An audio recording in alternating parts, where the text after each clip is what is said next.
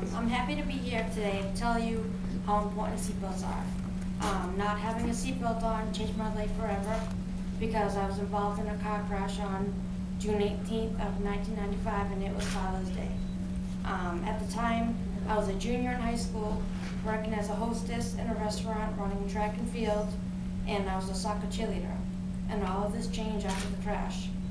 The day of the crash, me and my best friend at the time, we left the cookout to get lemonade. We did get the lemonade, but we never made it back to the cookout. My best friend made a turn that she thought she could make, but she couldn't, and a Suburban truck hit the passenger side of the car.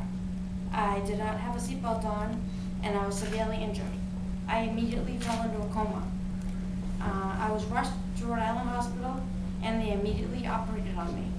After a few weeks of being comatose, the priest read me my last rites, but I kept fighting, and then one day in August, I woke up.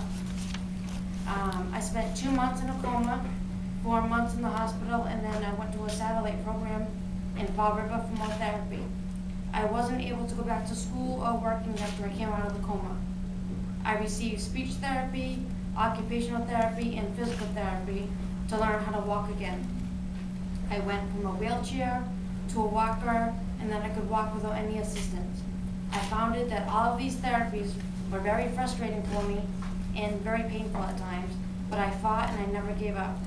And to this day, I don't have the best balance still. I can't go up bleachers or stairs without holding onto a railing. My short-term memory was affected, so I forget things easily.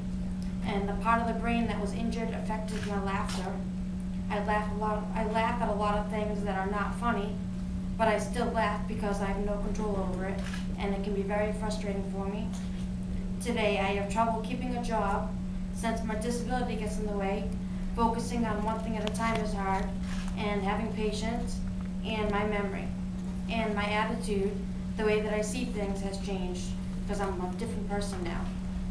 And I think that this is the worst thing, knowing that I will have this injury forever and that I'm a different person now.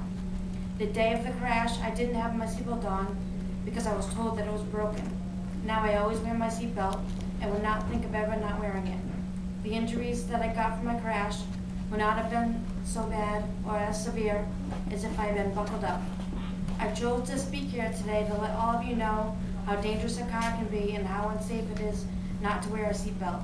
Thank you to the state police for holding this event because it's important for everyone to realize that seatbelts do save lives and can save people from getting life-changing injuries like me. Thank you. When a car crashes, everything being carried in the car, including you, if you are not wearing a seatbelt, becomes a projectile.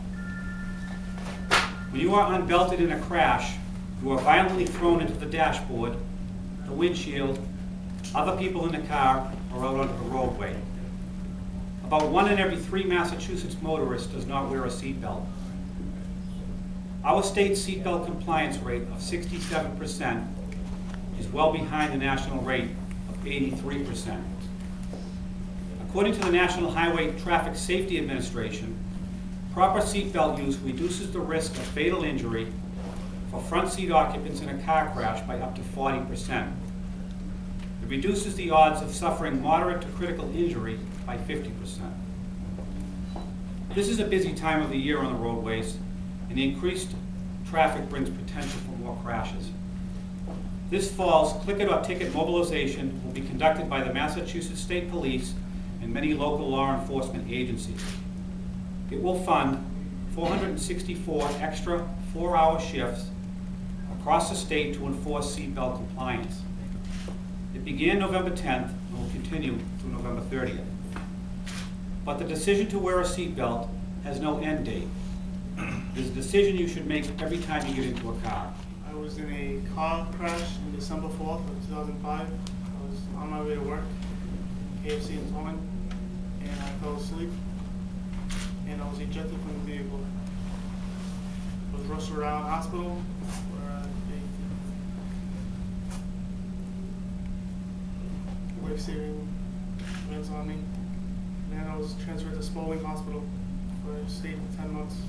I received speech therapy, occupational therapy, and physical therapy. And my whole life has been changed since that. So a seatbelt.